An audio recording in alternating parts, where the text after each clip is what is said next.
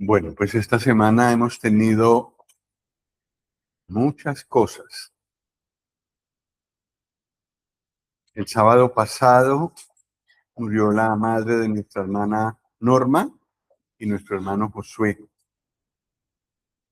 Por eso ellos tuvieron que salir y volar hace 8 días para asistir al sepelio de nuestra hermana. También tuvieron un terremoto en Colombia. Y no hace mucho había habido un terremoto en Venezuela. Gracias al Señor no hubo tantos daños, a pesar de que fue muy fuerte, no hubo tantos daños en Colombia como en Venezuela. Y el gobierno reaccionó mucho más rápido que en Venezuela, y entonces eso hizo que encontraran más personas con vida entre los escombros.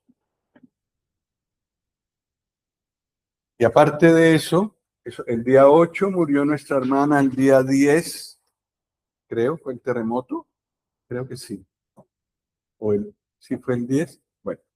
Y el 12 tuvimos el eclipse. Así muchas cositas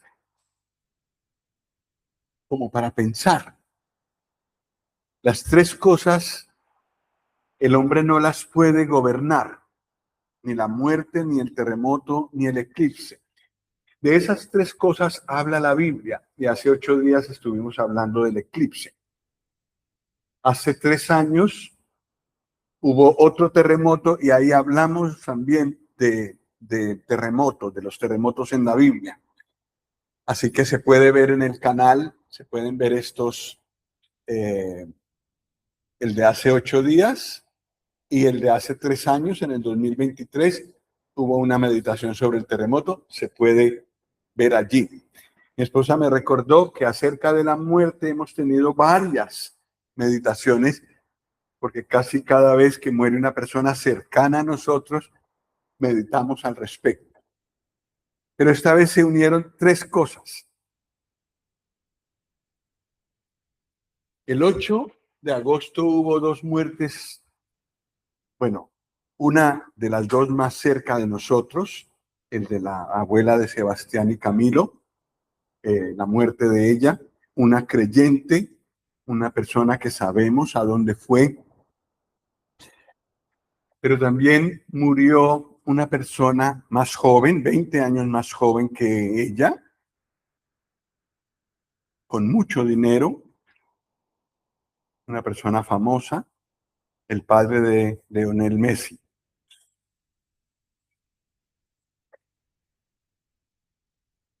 Y la muerte siempre es un momento en el que podemos aprender, podemos adquirir sabiduría. El Señor dijo en Proverbios que era mejor visitar, ¿cómo es que dice? En Eclesiastés, a ver si encuentro el versículo para que lo leamos de la Biblia misma. Eclesiastés está después de los Salmos, Proverbios, Eclesiastés. Cantares, no. Después de Proverbios está Eclesiastés y después está Cantares.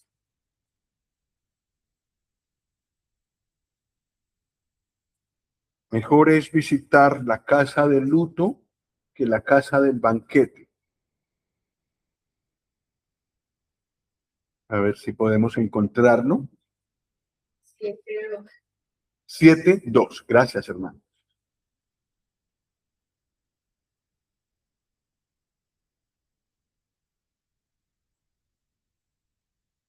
Siete, dos. Mejor es ir a la casa del luto que a la casa del banquete, porque aquello, el luto, es el fin de todos los hombres, y el que vive lo pondrá en su corazón. Lo que más nos gusta a nosotros es la casa del banquete, donde se come bien, donde hay fiesta, donde hay alegría. Pero dice el Señor que hay más sabiduría en la casa del luto.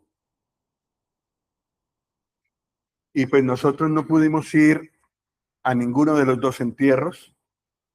pero sí podemos tomar lección de estos dos hechos. Primero, falleció nuestra hermana Edilma, de 88 años, en Bogotá, una creyente sencilla, pero que durante toda su vida anduvo con el Señor, anduvo reuniéndose, anduvo buscando al Señor, y muchos de sus hijos, no todos, pero sí muchos de sus hijos son creyentes. Y nosotros conocemos a dos de ellos. Cuando muere un creyente, como dice el himno, un himno que hay, que suena mucho en Colombia, es que hay dolor y tristeza cuando muere una persona que no es creyente. Pero cuando muera yo, no tienen que llorar, pues estoy, eh, ¿cómo es que sigue diciendo? No deben llorar porque viviendo estoy con Cristo el Señor. Sí, gracias hermano. Podríamos cantarlo entero, pero me acuerda de un chico como de unos 23 años que murió hace unos 6 años y le dijo a la mamá, no te pongas de luto, no te pongas de negro, ponte el vestido más alegre que tengas, el más bonito, el que a ti te guste. Porque lo que me pasará a mí, él ya sabía que iba a morir pronto por su enfermedad, lo que me pasa a mí es que voy donde el Señor. La mamá le hizo caso, aunque perder un hijo es terrible, dicen los que lo han experimentado. Sí, hay cosas muy gloriosas que dice la Biblia en cuanto a la muerte de un creyente. Una está en Cantares 6. Enseguida de Eclesiastés está Cantares 6.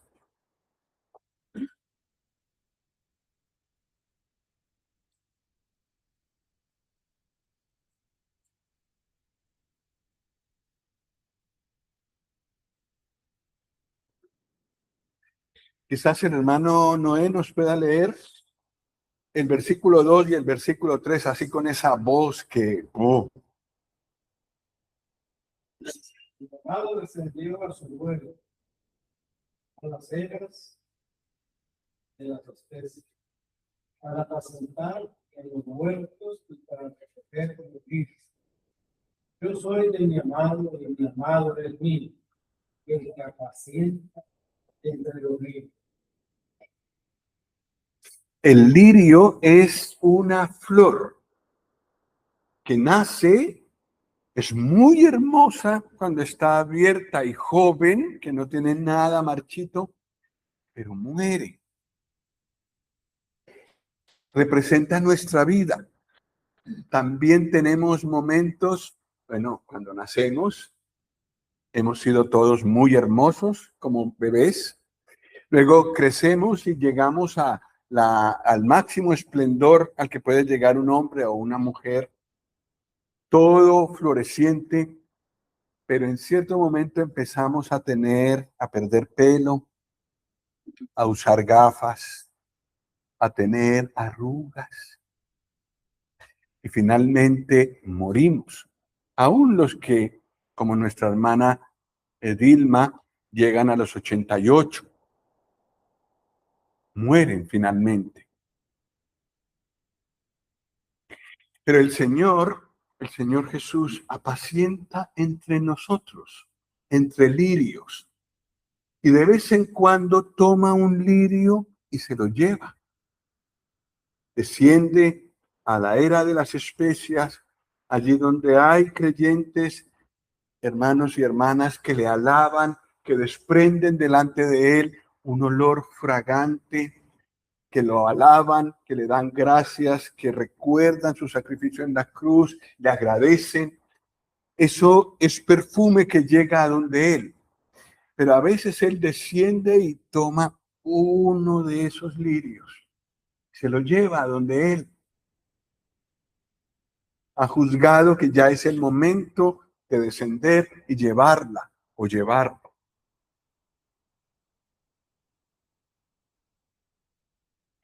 Y no hay trauma allí, hay solo promesas. Filipenses 1, 21 al 23.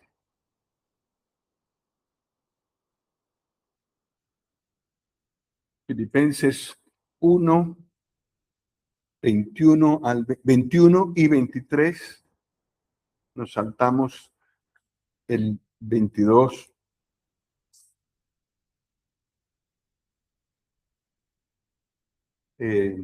Camilo, ¿podrías leerlo? Filipenses 1, 21 y 23. Porque para mí el vivir es Cristo, el morir es ganancia.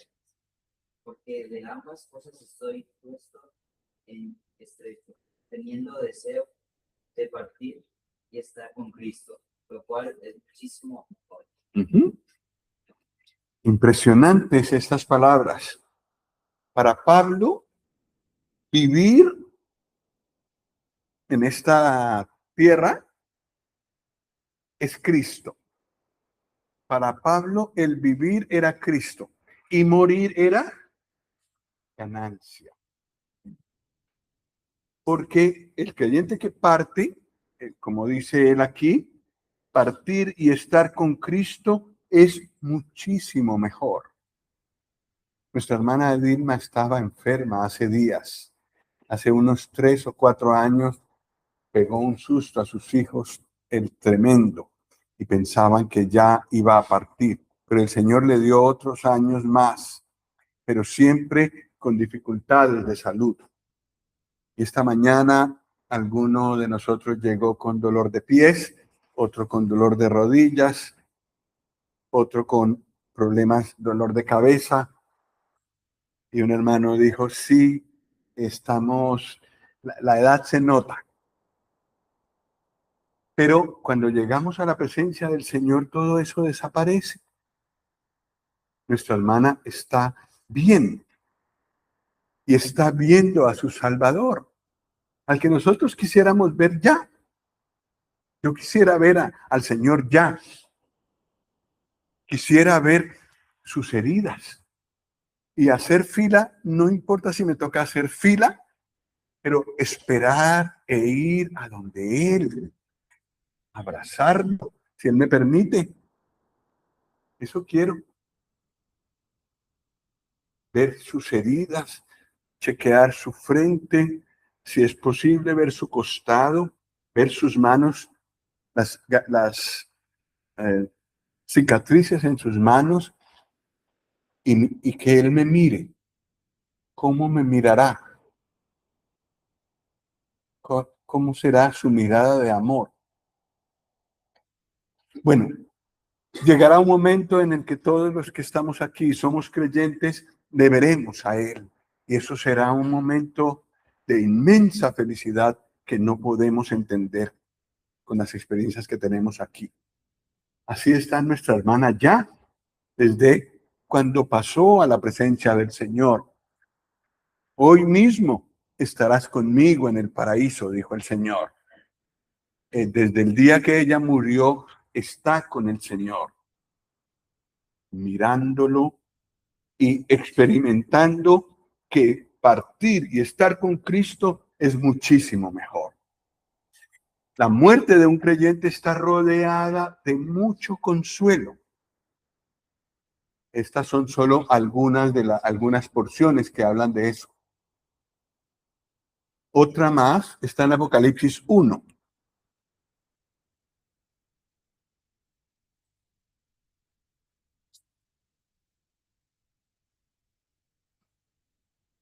(17 y 18). Sebastián, ¿te animas?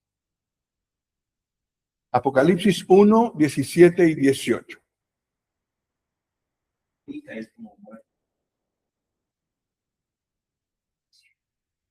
No temas, soy el primero y el vivo, su muerte.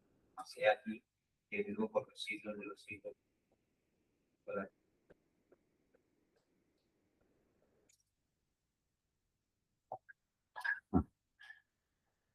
Juan cayó como muerto a sus pies. No sé si lo habíamos dicho aquí, pero nosotros no podemos mirar al sol en un eclipse sin las gafas porque podemos quedar ciegos. De la misma manera no podemos mirar al Señor con este cuerpo porque caemos como muertos, como le pasó a Juan.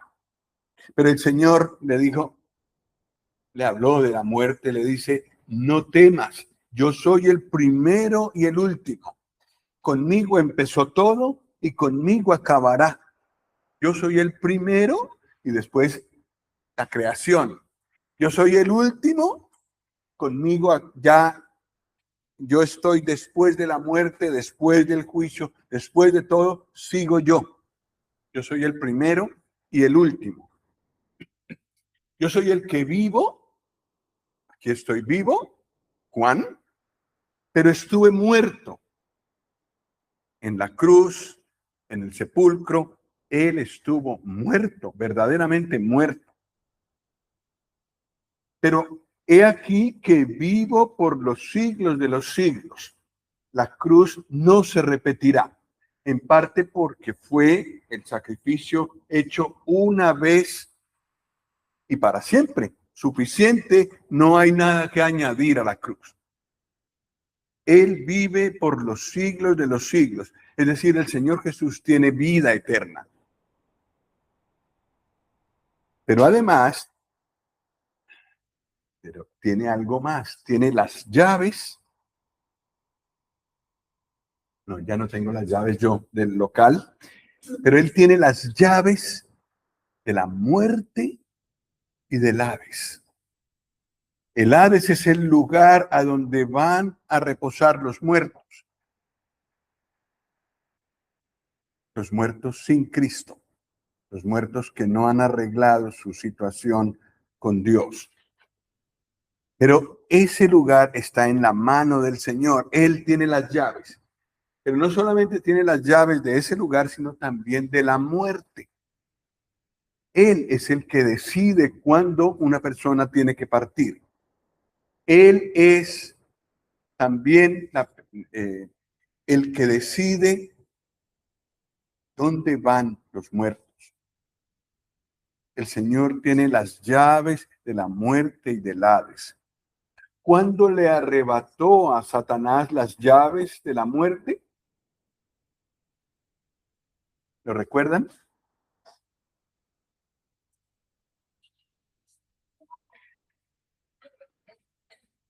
¿Recuerdan cuándo arrebató el Señor Jesús a Satanás las llaves de la muerte? Cuando murió, cuando entró en la muerte. Dice Hebreos que, a ver, ¿cómo es que lo dice? A ver si lo leo rápidamente. Así que por cuanto los hijos participaron de carne y sangre, él también participó de lo mismo, para destruir por medio de la muerte al que tenía el imperio de la muerte, esto es, el diablo, y librar a todos los que por el temor de la muerte estaban durante toda la vida sujetos a servidumbre. Fue antes de su resurrección. Con la muerte del Señor, con entrar él en la sepultura, arrebató las llaves de la muerte a Satanás y quedó con ellas. Y es el Señor el que decide cuándo parte un creyente, cuándo parte una persona que no es creyente también.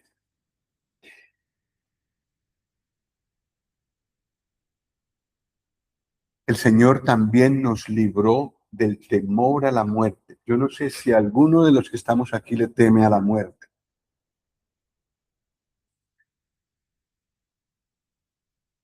Si yo soy creyente, tendría que progresar en mi conocimiento del Señor, en mi comunión con Él, de tal manera que no le tema a la muerte. No es necesario. Él es el Señor de la muerte.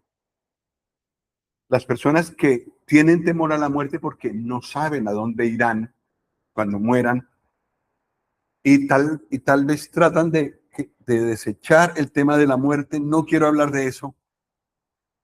La invitación que hace el Señor es a venir a donde Él y Él quita ese temor, sabiendo que Él tiene en sus manos las llaves de la muerte y puede librar al que por el temor a la muerte estaba durante toda la vida sujeto a servidumbre. La muerte ya no es un espanto para el creyente. Al contrario, es la puerta a contemplarle a Él, a verle a Él y a ver al Padre Celestial. Será maravilloso si el Señor nos permite gustar la muerte pronto o si Él viene por nosotros, que esto también lo esperamos. El Señor tiene las llaves de la muerte y del Hades. Esta letra no está muy grande, no se puede ver desde atrás, ¿o sí? ¿Ustedes ven? ¿Sí? Entonces son muy buenos los ojos que tienen. Adelante. Pero estábamos hablando hasta ahora de la muerte de una creyente, la madre de dos hermanos muy queridos de nosotros aquí, que no están hoy porque están en Colombia precisamente por la muerte de la mamá. Pero hay otra muerte que ocurrió el mismo día y fue la de Jorge Messi, una persona famosa, el que hizo a Messi lo que fue el papá. Leonel Messi tenía problemas de crecimiento y el padre buscó la forma, cómo podía conseguirle los medios para que él pudiera ser medicado y crecer. Y creció. El Señor le dio ese don de jugar tan bien que ha sido un personaje mundial, el hijo de Jorge. Pero muchas veces se le vio a él una persona famosa y rica. Era el manager, el administrador de toda la carrera de Messi. No creo que su sueldo fuera bajito. No creo que fueran 1.000 euros. Famoso y rico. La pregunta que tenemos es, ¿era creyente? Puede ser la ceremonia de el sepelio de él fue religioso, pero la pregunta es, ¿alguna vez arregló el problema de sus pecados con Dios? ¿Le entregó su vida al Señor Jesús? Eso es lo que cuenta. También eso es lo que cuenta de nuestra hermana Edilma. No por haber sido velada en una capilla evangélica, podemos decir que es salva. No, es porque en cierto momento ella recibió al Señor Jesús en su corazón, le pidió que perdonara sus pecados y se arrepintió y le entregó su vida a Él. Por eso sabemos que está con el Señor. De Jorge Messi no sabemos eso. Lo que siempre le oímos hablar a él fue de dinero, de proyectos. Si pensó alguna vez en sus pecados, en su eternidad, no lo sabemos. El Señor lo sabe. No podemos decir, como con la hermana Dilma, Él está con el Señor. La pregunta queda allí. Hubo un hombre que no se convirtió, ese sí sabemos que no se convirtió, y el Señor, antes de llevárselo, le advirtió acerca de lo que había pasado con su vida. Está en Daniel 5. Daniel 5.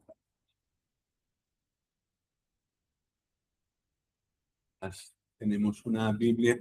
Pero están adentro, ¿no? Tienes en el móvil, sí. Daniel, el profeta Daniel, capítulo 5.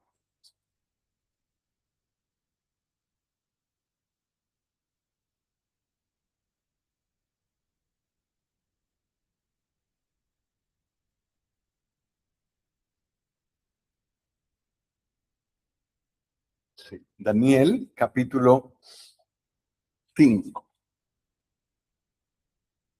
Vamos a leer desde el versículo 24.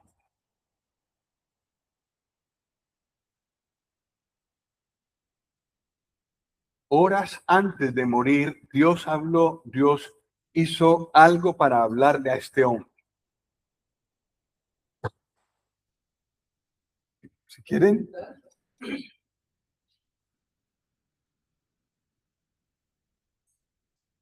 Bueno, sigamos. Unas horas antes de morir, este hombre estaba en una gran fiesta. Él era el emperador de Babilonia, el que había sucedido al anterior rey, era nieto de Nabucodonosor, e hizo una gran fiesta. Y como estaba tan contento, mandó traer los vasos que se usaban en el templo para él usarlos para sus cosas, para usarlos para beber, porque no estaba tan contento. Y él era el que todo lo podía, el que mandaba. Entonces hizo lo que quiso, sin temer a Dios.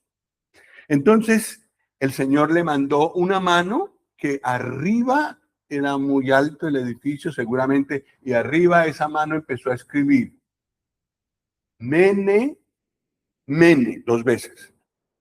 Tekel y Uparsin. La palabra Uparsin también puede ser leída, según los especialistas, como Pérez. Como Pérez. ¿Conocen algún Pérez? Bueno, aquí está esa palabra. Pérez, Uparsin, más o menos lo mismo. Escribiendo una mano allí en la pared. Mene, Mene, Tekel, Uparsin. El rey no entendió nada. Pero en su reino había un hombre que sí podía interpretar eso porque andaba en comunión con Dios. Es increíble todo lo que un creyente puede ilustrar a un no creyente en cuanto a la eternidad. Hoy en día también el Señor ha dado mucho conocimiento al creyente por su palabra. Bueno, pues entonces fue llamado Daniel. Y le dice en el versículo 24, entonces de su presencia fue enviada la mano que trazó esta escritura. Y la escritura que trazó es, versículo 25, la escritura que trazó es Mene, Mene, Tekel, Uparsin. Esta es la interpretación del asunto. Mene, contó Dios tu reino y le ha puesto fin. Tekel, ¿qué significa? Pesado has sido en balanza y fuiste hallado falto. Pérez, o sea, o Uparsin, Pérez, ¿qué significa? Tu reino ha sido roto y dado a los medos y a los persas. Entonces mandó Belsasar vestir a Daniel de púrpura, un vestido muy costoso, y poner en su cuello un collar de oro, muy costoso también, y proclamar que él era el tercer señor del reino. La misma noche fue muerto Belsasar, rey de los caldeos. Y Darío de Media tomó el reino siendo de 62 años. Una persona no creyente, que inclusive se burló de Dios antes de morir. Y tomó las cosas de Dios a la ligera como para burlarse. Entonces llegó el Señor a su vida, le habló y a través de un creyente pudo saber cuál fue el mensaje que el Señor le dio. Pero ese mensaje nos sirve a todos, porque cuando ocurre la muerte de una persona que no es creyente, que no ha arreglado con Dios el problema de su pecado, también Dios tiene que decirle, tu vida ha sido contada. Contó Dios tu reino y le ha puesto fin. Cada uno de nosotros es como un rey pequeño, porque decide lo que hace, lo que quiere hacer. Y en cierto momento de la muerte, Dios dice, hasta aquí va tu vida, hasta aquí va tu reino. Y la siguiente cosa que Dios dice es, la primera es, mene, mene, contó Dios tu reino y le ha puesto fin. Es decir, hasta aquí vives. La segunda palabra, tekel, es pesado ha sido en balanza y hallado falto. Es decir, todas las acciones de tu vida han sido puestas delante de Dios. Y a causa de que no te has arrepentido, y a causa de que no le has entregado tu vida al Señor Jesús, has sido hallado falto. ¿Por qué? Porque todos nosotros hemos pecado. Todos nosotros, yo el primero, hemos pecado. Todos hemos sido pesados en balanza y hallados faltos. Pero cuando uno recibe al Señor Jesús, sus pecados son perdonados y quitados con la sangre del Señor Jesús. Todos los pecados. Entonces no somos hallados faltos si morimos siendo creyentes, como nuestra hermana Edilma en Pereira, en Colombia. La tercera cosa es Pérez o Uparsin. Si quitamos las vocales, la E, las dos Es, nos queda algo parecido a Uparsin. Se puede leer como Uparsin o se puede leer como Pérez. ¿Y eso qué significa? Que el reino ha sido roto y dado a otros. A causa de que Dios había mirado las acciones de este rey, su impiedad, mandó por él, le dijo, todas las obras tuyas han sido han sido examinadas y tú has sido hallado falto porque no has creído en mi palabra.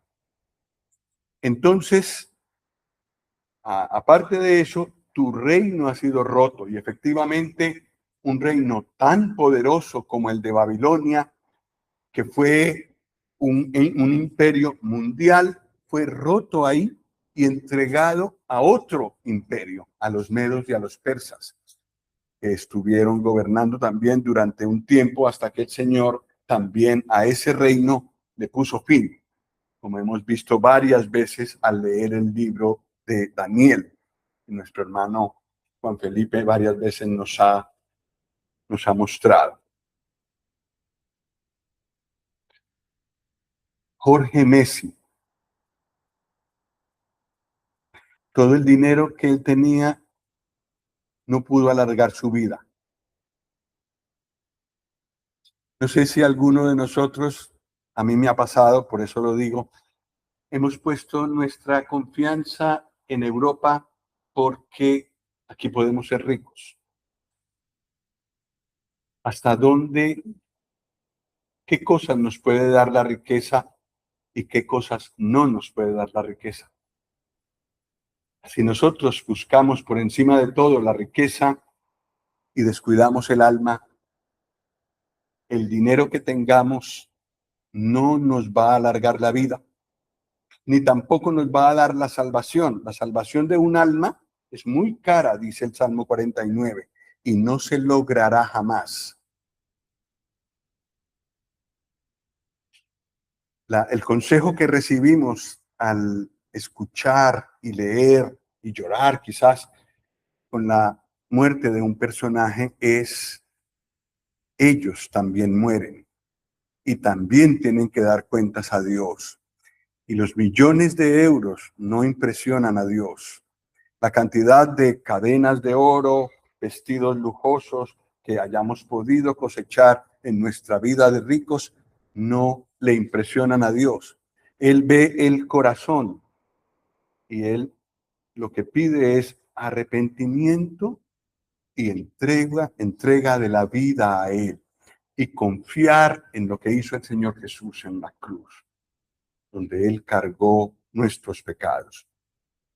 Si eso lo hizo Jorge Messi, es salvo, no sus millones ni su fama. Si no lo hizo, eso no sirvió y está dando cuentas a Dios en la eternidad. Una muerte siempre nos sirve para mirar cómo estamos nosotros. Bueno, Vamos a pasar a otro suceso. Terremotos. El más reciente no fue el de Colombia. ¿Dónde fue? En Granada. El anterior fue en Indonesia. El anterior fue en Colombia. Y el anterior fue en Venezuela. Todo el mundo se vio sacudido. Nosotros no podemos decir que el Señor habló de cierta manera específica. Puede ser que sí, puede ser que no, pero sí podemos examinar qué dice la Biblia acerca de los terremotos. Pero notemos que afecta a toda la tierra. Hay una cantidad de fallas, se llaman así, todas estas líneas rojas que cruzan toda la tierra.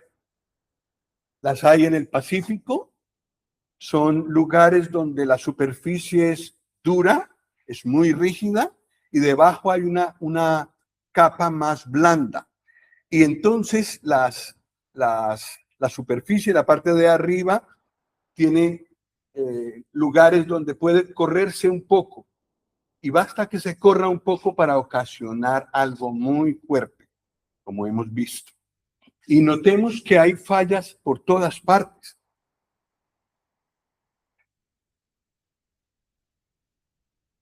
Esta es la más cercana hacia nosotros y está en el Mediterráneo y se corre hacia España, hacia Francia, hacia Italia, hacia el norte. Pero Colombia, el lugar donde tembló, está cerca de una grande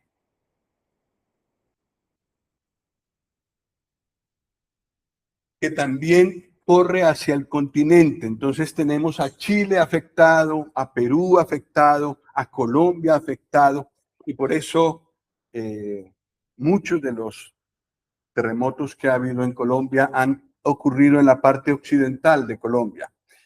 También una más débil corre hacia Venezuela. Allí no hay tantos temblores como en el occidente de Colombia y como en el occidente de Sudamérica. En todo caso, como notamos aquí, hay fallas por todo el mundo. ¿Quién hizo esta tierra? Nuestro gran Dios. Y Él hizo que hubiera estas capas. Y a veces Él las mueve para advertir o para hacernos caer en cuenta de lo vulnerables que somos. Porque los seres humanos a veces nos creemos dioses, creemos que podemos con todo, que a nosotros no nos para nadie, que no tenemos que darle cuentas a nadie. Y en nuestro orgullo pensamos que somos casi todopoderosos. Entonces el Señor mueve un poquito una de sus capas y entendemos que no es así. Y dichosos los que de nosotros tomamos lección de eso y decimos, hay un Dios en los cielos y a Él tengo que buscarlo. Bueno, ¿qué es un terremoto? Un movimiento que no podemos controlar. ¿Y qué ocasiona esto en el creyente? En el creyente, ¿qué ocasiona o qué debe ocasionar? Salmo 104, 31.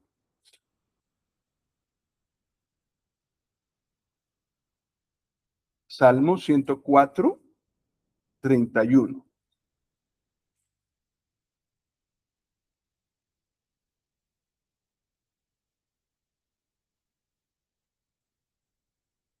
(31 al 35).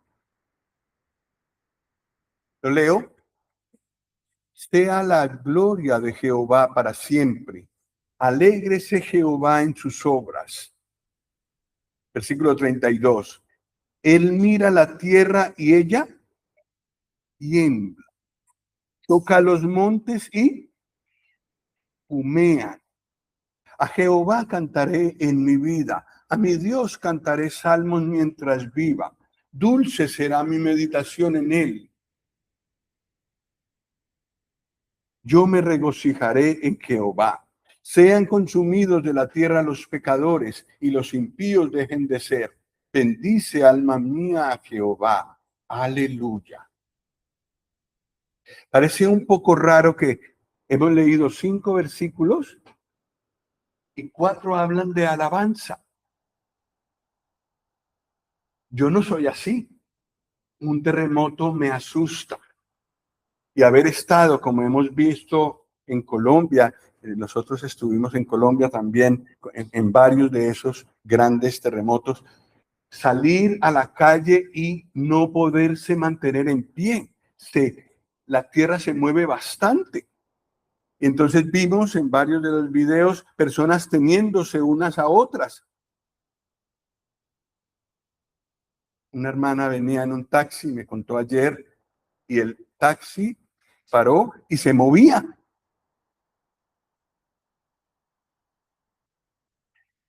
¿Es posible para un creyente alabar al Señor en esos momentos?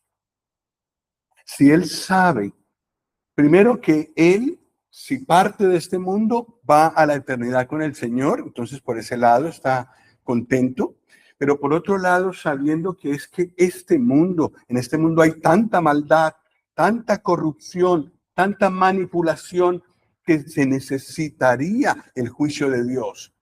Y en eso estamos todos de acuerdo. Y cuando vemos que eso ocurre y que el Señor toca la tierra, hasta ahora la está tocando para advertir, porque es un poquito, no es toda la tierra, no es un gran terremoto, como dice Apocalipsis, que ocurrirá. Un poquito para que las personas entiendan que hay un Dios y que el mal que hacen tendrá un juicio. Entonces, el creyente, entendiendo esto, entiende que un terremoto es como un aviso de Dios a este mundo, como una acción suya en este mundo. Y yo creo que puede llegar a alabar a Dios. Por fin va a haber justicia en esta tierra. Quizás esta es la razón por la que alaba el salmista al Señor. Entonces, hay alabanza porque sabe que el Señor gobierna y porque usa los terremotos para advertir. Y cuando llegue el momento, Él también usará sus terremotos para juzgar. Pero el creyente también puede ser consolado. Salmo 46.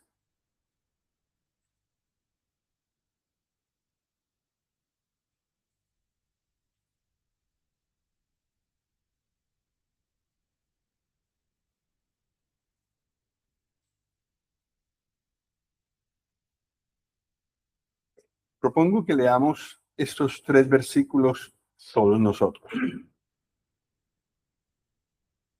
Salmo 46, versículos 1 al 3. 1, 2, 3. Dios es nuestro amparo y fortaleza, nuestro pronto auxilio en las tribulaciones.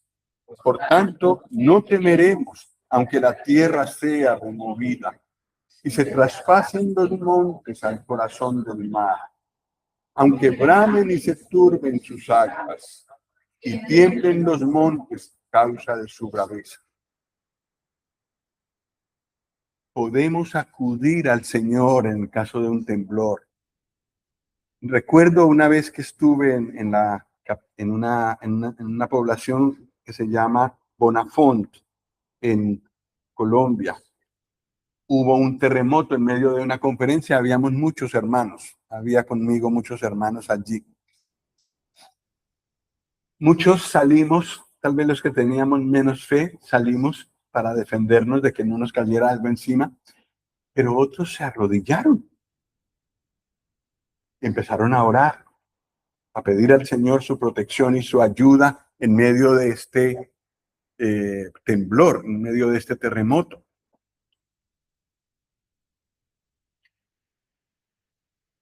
Sí, el creyente puede tener consuelo en medio de un terremoto. El Señor nos ayuda, es el pronto auxilio para nosotros en las tribulaciones. Entonces, no temeremos aunque la tierra sea removida y aunque haya un tsunami y las aguas de la costa vayan contra las poblaciones costeras, como pasa en un tsunami, cuando el terremoto es en el mar. Gracias al Señor que en el terremoto de Indonesia no hubo tsunami, porque fue en el mar. Pero el creyente tiene esta seguridad, puede refugiarse en el Señor. El último versículo del capítulo 46, ¿lo leemos? Versículo 11, 46, 11, 1, 2, 3. Jehová de los ejércitos está con nosotros. Nuestro refugio es el Dios de Jacob. Qué dicha tan grande tenemos los creyentes. La muerte no nos espanta, como hemos visto en la diapositiva anterior, y los temblores de tierra tampoco. Es verdad que temblamos, lloramos, sobre todo si perdemos seres queridos, que sabemos que no eran creyentes, lloramos, pero el Señor nos consuela porque está con nosotros. Eso es lo que dice el Salmo 46. Vamos a mirar algo interesante que hay en Jeremías 48. Estábamos en los Salmos, después sigue Proverbios, después sigue Eclesiastés, Cantares, Isaías y luego Jeremías. Jeremías 48.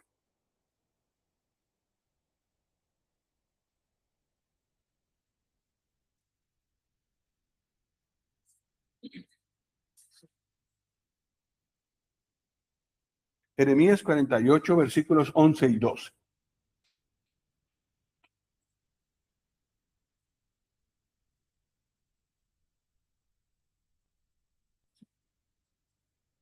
Quieto estuvo Moab desde su juventud, y sobre su sedimento ha estado reposado, y no fue vaciado de vasija en vasija, ni nunca estuvo en cautiverio. Por tanto, quedó su sabor en él, y su olor no se ha cambiado. Por eso vienen días, ha dicho Jehová, en que yo le enviaré trasvasadores que le trasvasarán, y vaciarán sus vasijas y romperán sus odres. ¿Qué es lo que dice aquí? Lo que dice es que Moab se parece a una vasija con agua desde hace mucho tiempo. Y ya bajó todo lo que había en el agua y quedó el fondo ahí. Y como nadie movió el agua, el sedimento quedó ahí. Y al sacarlo, se da cuenta uno que huele mal. Eso es lo que dice aquí que le pasó a Moab. Eso nos puede pasar a los creyentes. Como no hemos tenido problemas, tampoco progresamos espiritualmente y olemos mal. Siempre decimos lo mismo, siempre pensamos lo mismo, siempre hacemos lo mismo. No hay cambio. Entonces, a veces el Señor tiene que permitir un movimiento para que todo el sedimento, lo que está ahí abajo quieto, se mueva y nos demos cuenta que hay cosas malas ahí que tenemos que quitar. También pasa con el hombre que no es creyente o la mujer que no es creyente. También está, como está bien, no piensa en la eternidad. Entonces el Señor a veces mueve un poquito su tierra y nos hace ver que hay cosas que no hemos arreglado con el Señor y que para prepararnos para la muerte necesitamos encarar ese problema con Dios y decirle, Señor, yo he pecado. Necesito la salvación que tú me ofreces en el Señor Jesús. Entonces, puede ser que alguno de nosotros se haya sentido como Moab. Aquí no ha pasado nada. Años y años, lo mismo. Yo estoy en el mismo sitio. Yo cumplo con Dios, yo hago cosas para Dios. De la muerte no me hablen, de la muerte no me hable porque de eso sí me da problemas. Pero por el resto, como dicen en Andalucía, a mí que no me estrese. Dios tiene que mover nuestras vidas a veces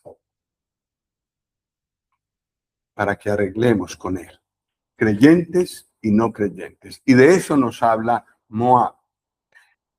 En cuanto al terremoto, como les decía, hay otra meditación de toda una hora solo sobre el terremoto. Fue cuando ocurrió otro terremoto hace 3 años. Procuré no repetir esta vez diciendo lo mismo, sabiendo que lo podemos escuchar en el canal de la Asamblea. Vamos a pasar a la última cosa que ocurrió esta semana. Y aquí es solo un repaso de hace 8 días, porque hace 8 días hablamos del eclipse. Lo único que es fresco en esta diapositiva es que esta fotografía es del hermano Camilo, que se fue hasta Guadalajara a sacarla. No, mentiras. Mis respetos porque yo no pude hacer una foto del eclipse. Muy, muy, muy, muy buena foto. El eclipse, ¿de qué nos habla? Yo voy a pasar rápidamente porque hace 8 días ya subió al canal la meditación sobre el eclipse que hicimos hace 8 días. El sol representa al Señor Jesús, porque Él tiene luz propia. La luna no, pero el sol sí. Y el sol representa al Señor Jesús. Y a veces podemos esconder la luz del Señor, como hizo la luna, escondiendo la luz del sol. No solo como congregación, sino como individuos podemos esconder la luz del Señor.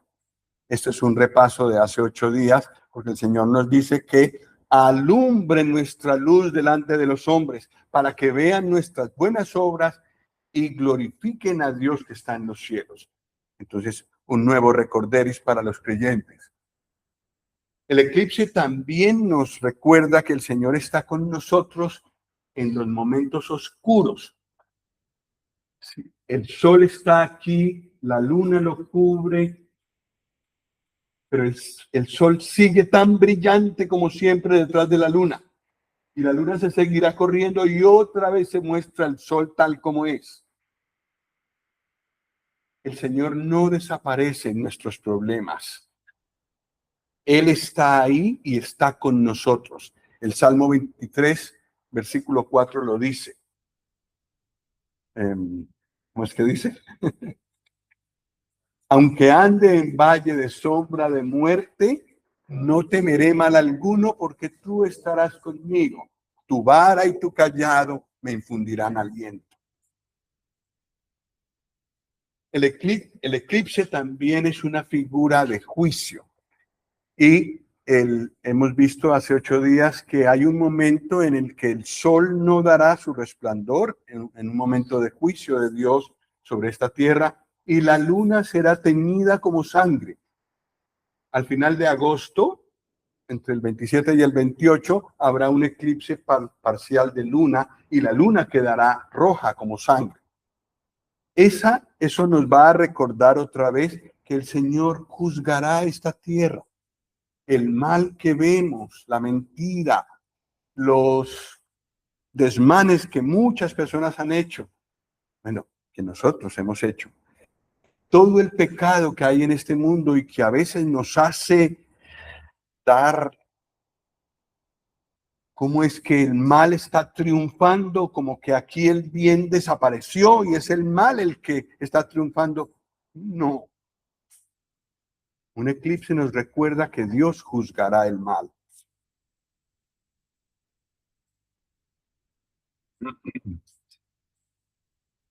Finalmente, vamos a mirar un momento en el que hubo un eclipse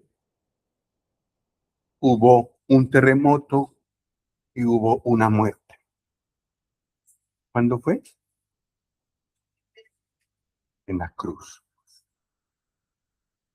Mateo 27.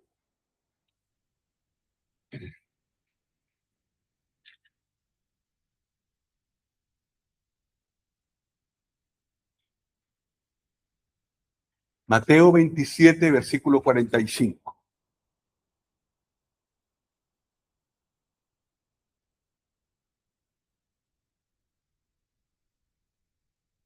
Camilo, ¿podrías leer el versículo 45?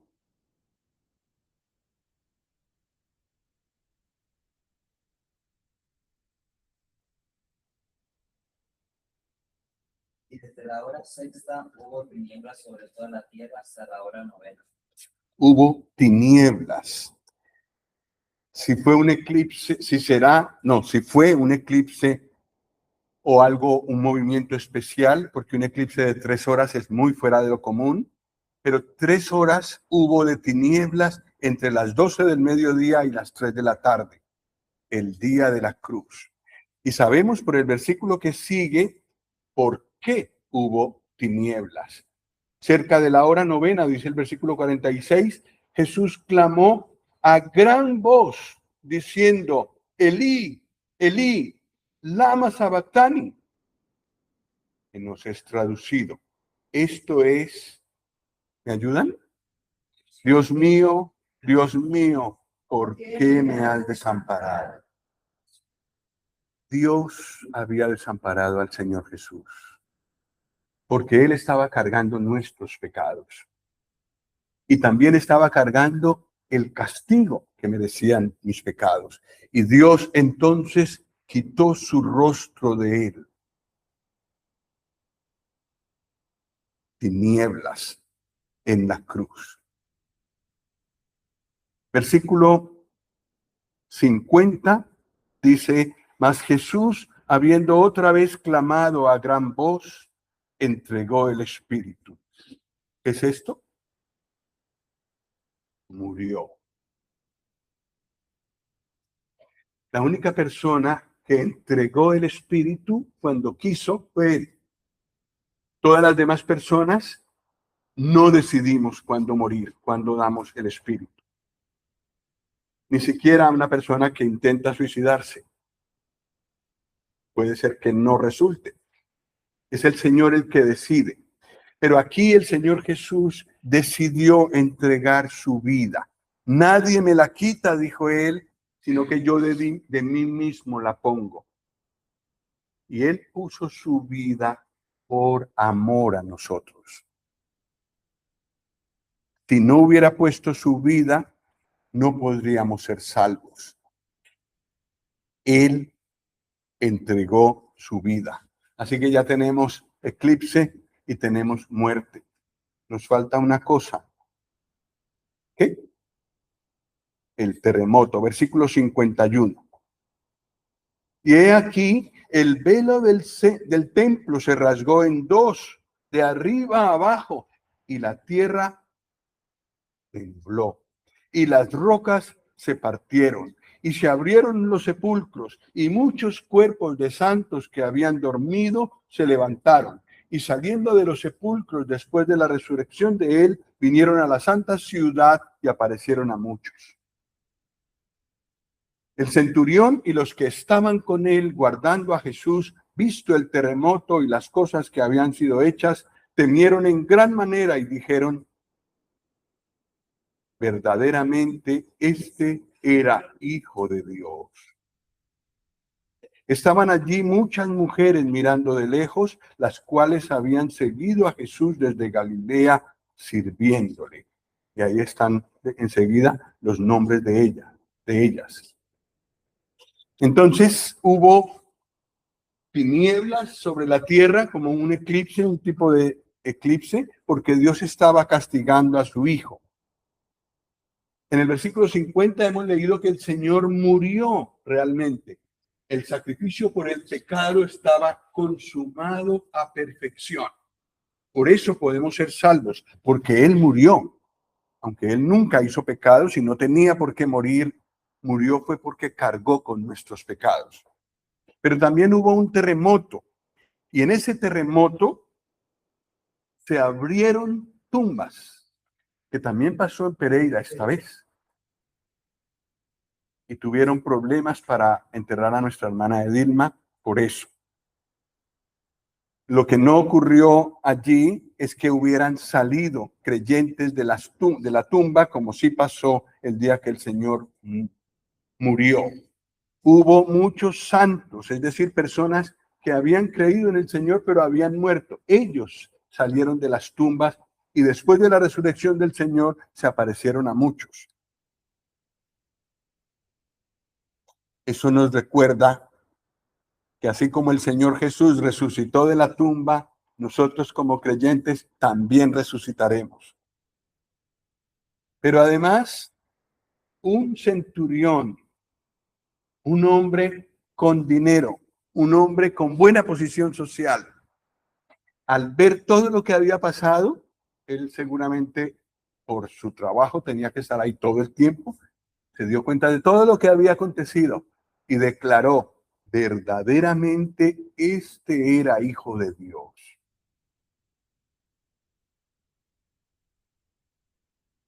Y yo creo que él se convirtió en este momento y probablemente estuvo entre los muchos creyentes que se reunían allí en Jerusalén al principio, cuando muchos se convirtieron.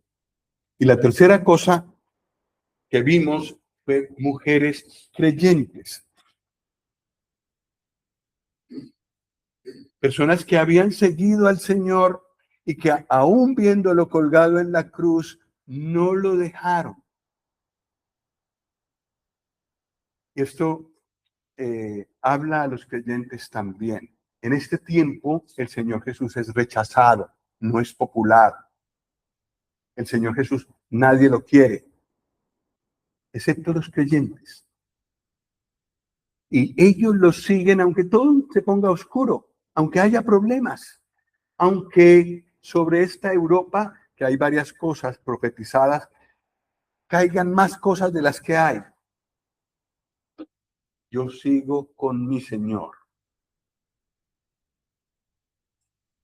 Hermoso cuadro de este terremoto. Y muchas cosas nos recuerda esta crucifixión del Señor. Por una parte, pagó por nuestros pecados. Por otra parte, entregó su vida como sacrificio, como el sacrificio que era necesario para que nosotros pudiéramos ser perdonados. Y por otro lado, con su muerte y su resurrección está garantizada nuestra resurrección. A todos los creyentes nos es garantizada la resurrección con el Señor.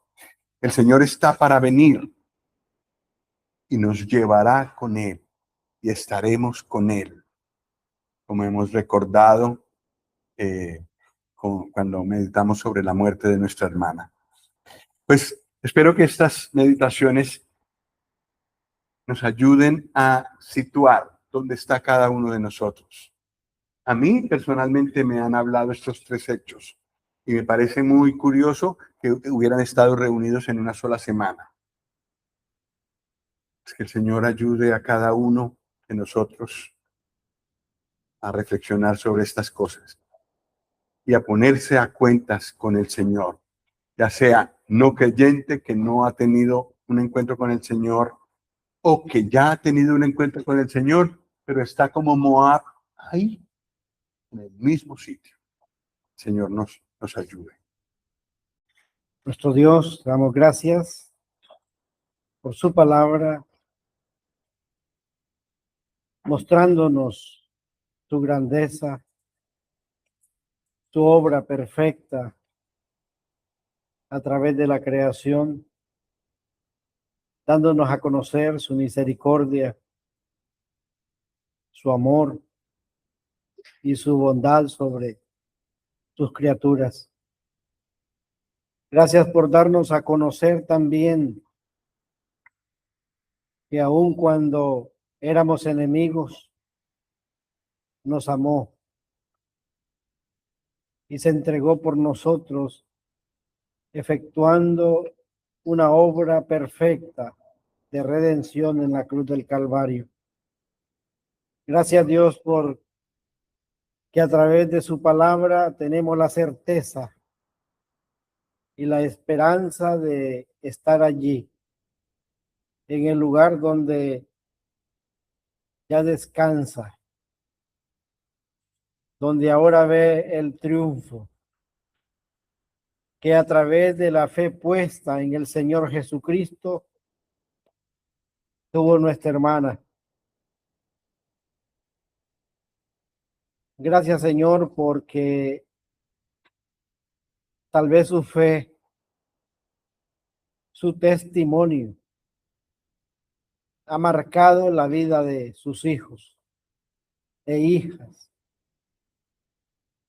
Y si a este momento, Señor, algunos no han creído, no dudamos, Señor, que está ese bello recuerdo de su fidelidad.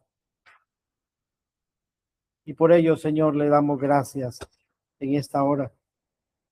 También sabemos, Señor, que habla al hombre a través de estos movimientos que se están llevando a cabo en la tierra, mostrados a través de tu palabra.